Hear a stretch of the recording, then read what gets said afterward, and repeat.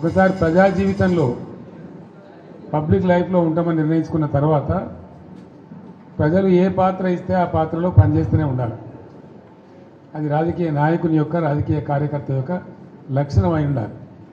అదే నిజమైన రాజకీయం. లేకపోతే రాజకీయాలకు ప్రజా జీవితానికి అసలు అర్థం లేదు, లక్ష్యం కూడా లేదు. అది గుడ్డెద్దు చేనులో పడి మేసినట్టుగా ఉంటుంది. ఇది ఒక నిరంతర ప్రక్రియ. ఈ ప్రక్రియను ఒకసారి మనం ఈ జీవితాన్ని ఎంచుకున్న తర్వాత నేను రాజకీయాలలో ఉండాలి, నేను ప్రజా జీవితంలో ఉండాలి అని ఒకసారి అనుకున్న తర్వాత నిరంతరం పనిచేస్తూనే ఉండాలి. మేము అధికారంలో ఉంటేనే లెక్క, మాకు పవర్ ఉంటేనే లెక్క. అందుకోసం మీ అందరికీ నేను మనవి చేసేది ఏంటంటే, మన పిఆర్ఎస్ పార్టీది ఒక ఉజ్వలమైన ప్రస్థానం. మనది విజయగాథ, అపజయగాథ కాదు. ఎవడున్నారండి 2000 సంవత్సరంలో తెలంగాణకు? మర్చిపోయినాం కదా మనం అందరం కూడా.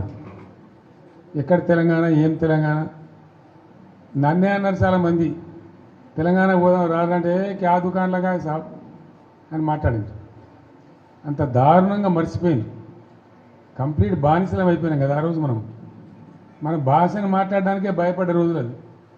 మన సొంత మాతృభాషను బషీర్బాగ్లో కాల్చివేయటం ఇవన్నీ జరిగిపోయిన తర్వాత ఒక దశలో ఇంకా లాభం లేదని ఒక పిడికెడు మందితోని ఆనాడు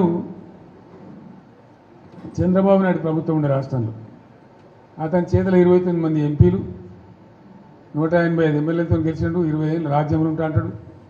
పేపర్లు, మీడియా అంతా ఆయన చేతుల, సినిమా పరిశ్రమ వాళ్ళ చేతుల, మొత్తం పరిశ్రమలు వాళ్ళ చేతుల. వాళ్ళు గీసిందే గీత, వాళ్ళు రాసిందే రాత. ఆనాడు నేను తెలంగాణ రాజకీయం మొదలుపెట్టిన. ఎంత ధైర్యం కావాలా? చిన్న విషయమేనా? ఆ రోజు మొదలుపెట్టి కొట్లాడితే అద్భుతమైన విజయాన్ని సాధించి మనం తెలంగాణ సాధించుకున్నాం. తదనంతరం 10 years కూడా ఉజ్వలమైన పరిపాలన చేసినాం మనం. ఏ ఒక్కరిని వదిలిపెట్టలేదు. సరే, ఓట్లు వచ్చుడు రాకపోవడం పక్కన పెట్టండి. ఓట్లు మనకు మొత్తమే రాలేదని కాదు. మనం 39 ఎమ్మెల్యేలు గెలిచినాం. తర్వాత 1.8%తో మనకు ఓటమి వచ్చింది.